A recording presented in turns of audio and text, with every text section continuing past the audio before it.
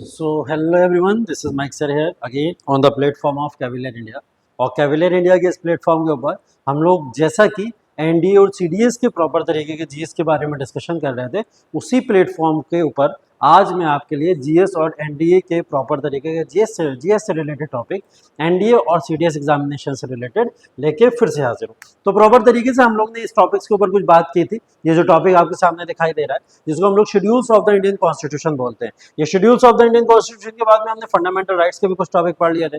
अब बेसिकली हम fundamental rights पढ़ लें, डीपीएसपी पढ़ लें, फंडामेंटल ड्यूटीज पढ़ लें, या कितने भी तरीके के हम लोग टॉपिक्स को उठा के पढ़ लें, ओवरऑल एक कंफ्यूजन सबके मन के अंदर क्रिएट होता है कि sir parts of the Indian constitution 22 है और इन 22 पार्ट्स ऑफ द कॉन्स्टिट्यूशन को हम कैसे याद करें। इतने सारे पार्ट्स हमारे कॉन्स्टिट्यूशन का जो हिस्सा है, इन सारे के सारे पार्ट्स को याद करने का क्या तरीका।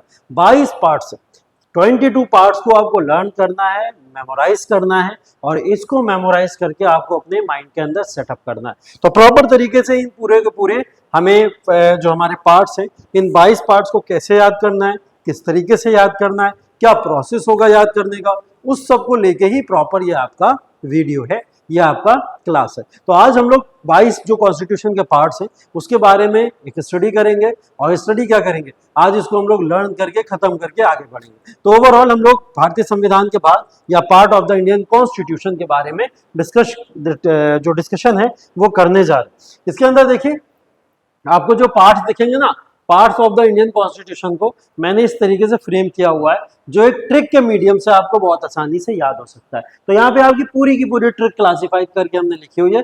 22 टोटल पार्ट्स हैं, 22 पार्ट। इन 22 पार्ट्स का क्लासिफिकेशन ओवरऑल हम लोग किस तरीके से करेंगे उसके बारे में ओवरऑल ये चर्चा हम लोग आज करने जा रहे हैं। अब देखिए 22 पार्ट्स ऑफ द कॉन्स्टिट्यूशन है, 22 पार्ट्स को कॉन्स्टिट्यूशन को याद करना इतना आसान नहीं है कि आपसे बोले यूनियन याद हो जाए, आपको याद हो जाए सिटीजनशिप कौन से पार्ट में है, आपसे पूछ ले इमरजेंसी प्रोविजंस कहाँ पे है, मिसलिनियस के टॉपिक्स कौन से वाले पार्ट के अंदर मेंशन किए गए, आपसे ये पूछ लिएगा कि किस तरीके से कॉन्स्टिट्यूशनल अमेंडमेंट्स होता है तो अमेंडमेंट्स के टॉपिक कहाँ पे मेंशन किए गए हैं, या पूछ ले आपके अंदर आपसे ये बात fundamental right, fundamental duty, DPSP, ये सब प्रोविजन कॉन्स्टिट्यूशन के कौन से पार्ट में या कौन से हिस्से में रहते हैं। तो ओवरऑल अगर हम लोग बात करें तो कॉन्स्टिट्यूशन के अंदर हम लोग इन 22 पार्ट्स को अलग अलग तरीके से पढ़ते हैं, लेकिन हम इनको पढ़ के याद भी तो करना जरूरी है, हमें मेमोराइज होना भी तो जरूरी है। तो इसका मेमोराइज करना और इन सारी चीजों को याद करना कैसे किया जाएगा उसके बारे में ही हम स्टडी करने जा रहे हैं। देखिए पार्ट 1 से लेकर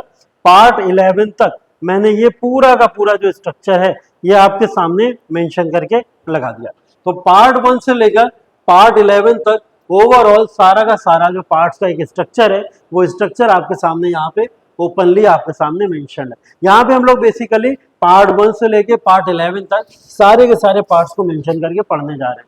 पार्ट 1 की अगर हम लोग बात करें तो यहाँ पे यूनियन दिया है। क्या दिया हुआ होता है? यूनियन। यूनियन जो कि आर्टिकल नंबर 1 से लेकर 4 तक आता है। पहले मैं आपको सब धीरे धीरे बता देता हूँ, उसके बाद एक तरीका देख लेंगे इसको कैसे याद करना है। उसके बाद सिटीजनशिप की बात करें तो आर्टिकल नंबर 5 से लेकर 11 तक में हम लोग सिटीजनशिप के बारे में डिस्कस करते हैं। वो सिटीजनशिप का क्लॉज यहाँ पे देखने को मिलता है। फिर पार्ट 3 में हमें फंडामेंटल राइट्स मिल जाते हैं। फंडामेंटल राइट्स जो कि आर्टिकल 12 से लेकर 35 तक, जिसके बारे में हम लोग ऑलरेडी डिस्कस कर चुके, वो यहाँ मिल जाते हैं। इसके बाद में डीपीएसपी की बात करते हैं हम लोग तो आर्टिकल 36 से 51 डीपीएसपी मिल जाता है। आर्टिकल 51A में फंडामेंटल ड्यूटीज आ जाते हैं, क्योंकि ये ऐड किए गए थे अमेंडमेंट ऑफ द कॉन्स्टिट्यूशन से, इसलिए इसको 51A में ही डाल दिया गया। एक ही आर्टिकल इसके लिए सफिशिएंट हो जाता है। आफ्टर दैट यूनियन का पार्ट आ जाता है। यूनियन आर्टिकल 52 से लेके 151 का क्लॉज हो जाता है, तो हम लोग इसके बारे में यहाँ पे पढ़ते हैं। फिर इसके बाद में स्टेट्स पढ़ते हैं हम लोग। स्टेट्स में 152 से लेके 237 प्रॉपर तरीके से हम लोग इसके बारे में डिस्कशन यहाँ पे करते हैं। और फिर उसके बाद में स्टेट्स के बाद यूटीज 239 से 242 और फिर पंचायत 243 से 243O तक हम लोग इसका क्लासिफिकेशन करते हैं। बचे हुए चीजें, अगर हम लोग बची हुई चीजों की बात करें तो बची हुई चीजें एक बार फिर से प्रॉपर तरीके से हम लोग एक बार देख लेते हैं क्या क्या चीजें इसके क्लॉज के अंदर आती है। ठीक है, तो ओवरऑल आपको इसके अंदर एक ट्रिक दिखाई दे रही होगी, जिस ट्रिक की अगर मैं बात करूं तो आपको ये समझ आ रहा होगा कि सर आपने तो इसके अंदर बता दिया पूरा कि ये तो एक ट्रिक है जिसमें you can fly directly from US to UP. ये क्या ट्रिक है? इसमें एक ट्रिक समझ आ रही है हमें। वो ट्रिक क्या लिखी हुई है? वो ट्रिक देख लेते हैं। वो ट्रिक तो साफ तौर पर ये मेंशन करते हुए हमें दिखाई दे रही है कि ये प्रॉपर तरीके से एक तरीका है याद करने का। क्या? You can fly directly from US to UP to, आगे यहां लिख देता हूं, to meet Chandra Shyam Ram, to meet Chandra Shyam Ram. You can fly directly from US to UP to meet Chandra Shyam Ram. बस इतना याद करना है। इतना याद करोगे 11 पार्ट आपको ऐसे याद हो गए, पूरे के पूरे 11 पार्ट ऐसे याद हो जाते हैं। आपको क्या याद करना है? आपको याद करना है सिर्फ और सिर्फ you can fly directly from US to UP to meet Chandra Shyam Ram. Chandra Shyam Ram से मिलने के लिए आप डायरेक्टली यूएस से यूपी फ्लाई करके आ सकते हो। ठीक, यू से यूनियन बन जाता है, कैन से सिटीजनशिप बन जाती है, फ्लाई से फंडामेंटल राइट, डायरेक्टली से डीपीएसपी, फ्रॉम से फंडामेंटल ड्यूटीज, यू से यूनियन बन जाता है, एस से स्टेट्स बन जाता है, यू से फिर यूटीज बन जाते हैं, पी से पंचायतें बन जाते हैं, मीट से आपका म्युनिसिपैलिटीज बन जाती है, चंद्र से आपका कोऑपरेटिव सोसाइटीज बन जाती है। ये कोऑपरेटिव सोसाइटीज हमारी होती है, जो कोऑपरेटिव सोसाइटीज बेसिकली हिस्सा है यहाँ पे, तो कोऑपरेटिव सोसाइटीज यहाँ पे एक तरीके से बन जाती है। ठीक है, इसके बाद में हम लोग शाम की बात करें तो शाम के अंदर बेसिकली एससी और एसटी का प्रोविजन दे देता है, उसके बारे में बात हो जाती है। यहाँ पे रिलेशन होते हैं, किस किस के बीच में रिलेशन? एससी और एसटी के बीच के रिलेशन। तो कितने पार्ट हो गए? 9A तक यहाँ पे हो गया, ये हमारा 10th पार्ट हो गया, ये हमारा प्रॉपर तरीके से नहीं 9th A हो गया। तो ये हम बोलेंगे कि हमारा जो म्युनिसिपैलिटीज है। अच्छा, एक बात और भी याद रखने लायक है कि जो हमारा P फॉर पंचायत है ना, ये 9 पार्ट है। फिर उसके बाद में 9A का मतलब यहाँ पे म्युनिसिपैलिटीज है, तो ये कौन सा पार्ट हो गया? 9A हो गया। और चंद्र क्या है हमारा? 9B वाला पार्ट है। ये अमेंडमेंट था कॉन्स्टिट्यूशन में, तो 9A और 9B को ऐड किया गया। फिर 10 में हमारा श्याम आ जाता है, जो SC ST के बारे में बात करता है, और ये 11 आ जाता है, जिसको हम लोग बोलते हैं राम, मतलब रिलेशंस बिटवीन एससी और एसटी। इसके बारे में यहाँ पे प्रॉपर तरीके से डिस्कशन किया गया। तो टोटल मिला के ये 11 पार्ट्स आपको यहाँ पे सामने दिखाई दे रहे हैं। इन 11 पार्ट्स को तो याद करने का एक आसान तरीका मैंने आपको बता दिया। इसको कैसे याद करोगे? इसको बहुत आसान है याद करना। You can fly directly from US to UP to meet Chandra Shyam Ram. आप चंद्र श्याम राम से मिलने के लिए यहाँ से यहाँ ट्रेवल करके आ सकते हो। ठीक है, चलिए इसके आगे अगर हम लोग थोड़ा सा और क्लॉजेस को बढ़ाएं और आगे देखने की कोशिश करें तो देखते हैं क्या क्या इसके अंदर प्रॉपर तरीके से क्लॉजेस बन पाते हैं। ठीक है, तो एक बार फिर से मैं इसको प्रॉपर तरीके से आपका कनेक्ट कर लेते हैं। डिस्कनेक्ट हो चुका है ये। ठीक है, इसको कनेक्ट कर लेते हैं।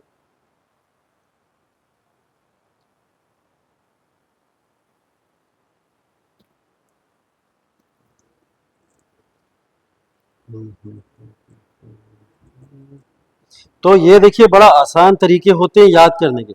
अगर आप इसको आसानी से याद कर लोगे तो आपकी ये सारी की सारी परेशानी उलझने बड़ी आसानी से समाप्त हो जाएंगी। अब ये देखिए, मैंने आपको 11 पार्ट तो आसानी से याद करा दिया। आपने जो 11 पार्ट देख लिया वो 11 पार्ट वहां पे थे। क्या था? फिर से एक बार बोलेंगे। You can fly directly from US to UP to meet Chandra Shyam Ram. ऐसे करके आपको पूरे पूरे 11 पार्ट्स याद हो चुके हैं। उन 11 पार्ट्स के बाद में हम लोग 12 से लेकर 24 तक की अगर बात करें तो 12 वाले पार्ट में हम फिर से बात करते हैं फाइनेंस की। फाइनेंस या प्रॉपर्टी और सूट से रिलेटेड बातें यहाँ पे होती है। जो आर्टिकल वहां पे पार्ट नंबर 11 तक आर्टिकल 263 तक हमारा खत्म हो गया था। यहाँ 264 से लेके 300A तक आता है, जिसमें फाइनेंस प्रॉपर्टी वगैरह से रिलेटेड बातें होती है, मुद्दा पर डिस्कस होता है। फिर ट्रेड एंड कॉमर्स आता है 301 से लेके 307 तक। फिर हमारा services under union and state आती है 308 से लेके 323 तक। फिर ट्रिब्यूनल्स आते हैं। ट्रिब्यूनल्स में 42nd कॉन्स्टिट्यूशनल अमेंडमेंट से ऐड किया गया था।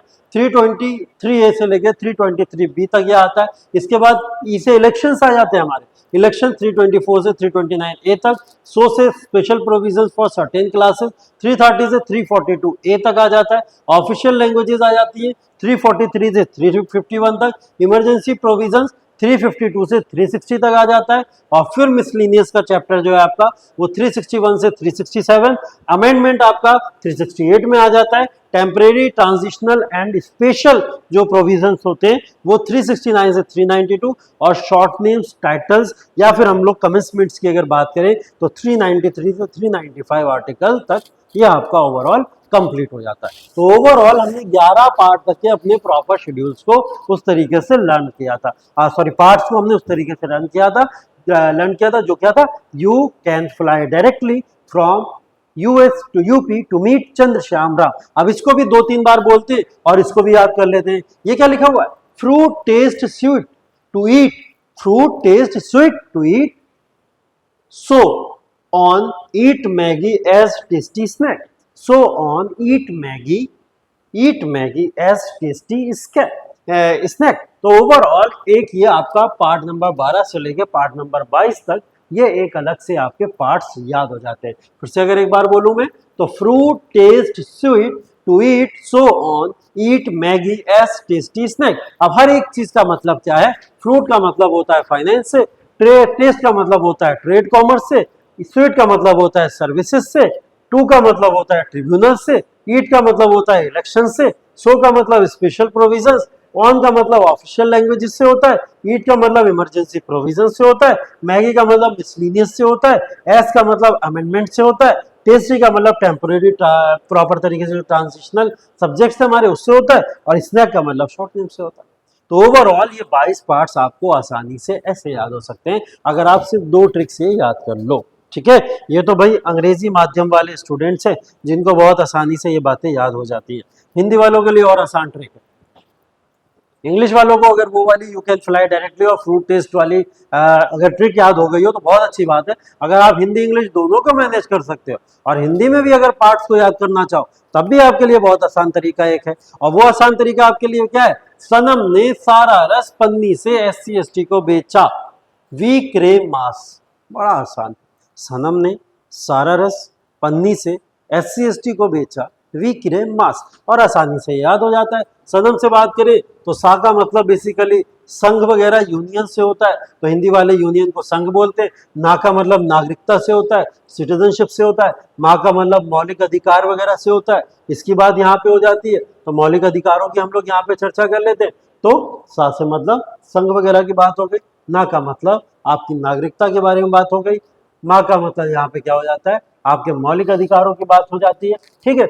उसके बाद ने का मतलब यहाँ पे नीति निदेशक तत्व जिसको DPSP बोला जाता है, जो आपके प्रॉपर तरीके से डायरेक्टिव प्रिंसिपल्स होते हैं उनकी बात हो जाती है। यहाँ पे सारा रस, सारा में 5 पार्ट नंबर 5 आ जाता है। 5 के अंदर फिर से यूनियन की बात होती है। रा का मतलब राज्य आ जाता है, राज्य में स्टेट की बात हो जाती है। फिर रा का मतलब आपका ये प्रॉपर तरीके से क्या है, ये आपके स्टेट्स हैं। यूटीज की बात जो आप लोग करते हैं तो यूटीज की बात यहाँ पे क्लियर हो जाती है, उनका डिस्कशन हम लोग यहाँ पे कर लेते हैं, तो यूटीज यहाँ पे आ जाते हैं, ठीक है।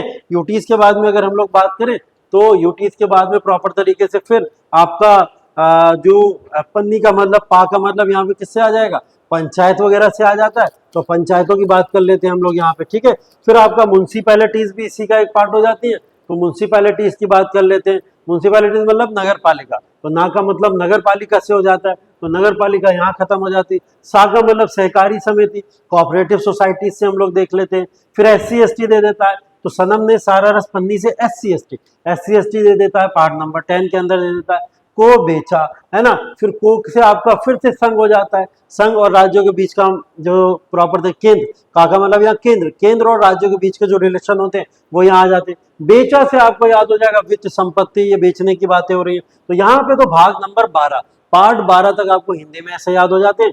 पार्ट 13 और 14 आसान है क्योंकि यहाँ पे बेचा, वित्त की बात हो रही है, तो यहाँ पे भी ट्रेड की ही बात करेंगे। 13 के अंदर भी कुछ ट्रेड की ही बात हो रही होती है, और अगर आपका ट्रेड विरेड कायदे से काम नहीं करता है तो आप UPSC की तैयारी करने चले आते हो, सिविल सर्विसेज की तैयारी कर लेते हो, तो यहाँ पे पार्ट नंबर 14 ऐसे याद कर लीजिए। 14A में UPSC वाले ही लोग जो होते हैं वो ट्रिब्यूनल्स में जाते हैं, न्यायाधिकरण में जाते हैं, तो यही लोग यहाँ अपॉइंट होते हैं, तो यहाँ से न्यायाधिकरण आप याद कर सकते हो, ट्रिब्यूनल्स याद कर सकते हो, तो वो इसका पार्ट हो जाता है। फिर उसके बाद में हम लोग यहाँ 14 तक पढ़ेंगे, 15 से फिर एक नई ट्रिक शुरू कर देंगे, वीक रेमास।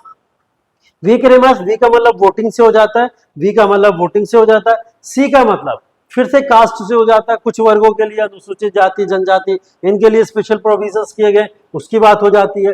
आर का मतलब राज्य भाषा, जो राजभाषा है हमारी प्रॉपर तरीके से लैंग्वेज हमारे देश की, उसकी बात हो जाती है। ई का मतलब इमरजेंसी प्रोविजंस हो जाते हैं। एम का मतलब विविध या मिसलिनियस से हो जाता है। ए का मतलब हमारा अमेंडमेंट ऑफ द कॉन्स्टिट्यूशन हो जाता है। फिर ए का मतलब अस्थायी उपबंध या उस तरीके के प्रॉपर तरीके के स्पेशल प्रोविजंस के अंदर आ जाते हैं। या एस की मतलब अगर बात करें हम लोग तो एस का मतलब संक्षिप्त शीर्षक या शॉर्ट नेम से हो जाता है। तो ओवरऑल मैंने जो आपको अभी बताया इसका मतलब था हमने अपने कॉन्स्टिट्यूशन के अंदर आने वाले टोटल मिला के 22 पार्ट्स को लर्न कर लिया है। और ये जो 22 पार्ट्स हैं 22 पार्ट्स को ओवरऑल हम लोग कुछ इस तरीके से बहुत आसानी से याद कर सकते हैं। तो ओवरऑल ये 22 पार्ट्स का प्रॉपर तरीके का डिस्कशन है। उम्मीद है कि आपको ये ओवरऑल एक कंक्लूजन समझ आया होगा।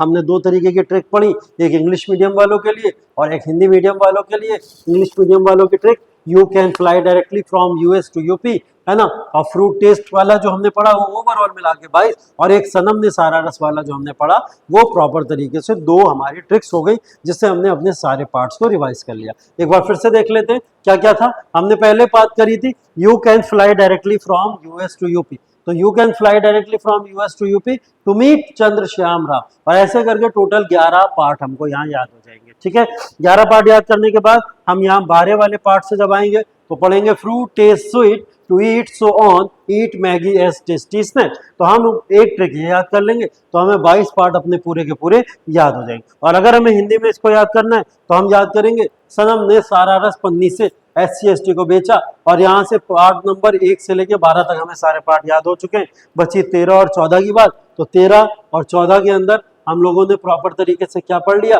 हमने ये पढ़ लिया कि 13 के अंदर अगर 12 में वित्त की बात हो रही है, फाइनेंस की बात हो रही है, तो 13 में भी ट्रेड वगैरह की बात हो रही होगी। 14 में अगर आपका व्यवसाय ट्रेड ना चल पाए तो आप यूपीएससी की तैयारी करिए, तो 14 के अंदर यूपीएससी की तैयारी दे दी गई होगी। 15 से वापस लौट के आए, वीक रेमेंस वाली ट्रिक पढ़ ली, जिसमें वोटिंग, कास्ट, राजभाषा, इमरजेंसी प्रोविजन, मिसलिनियस, अमेंडमेंट, अस्थायी उपबंध या शॉर्ट नेम, ये सारी की सारी चीजें इसके अंदर दी गई।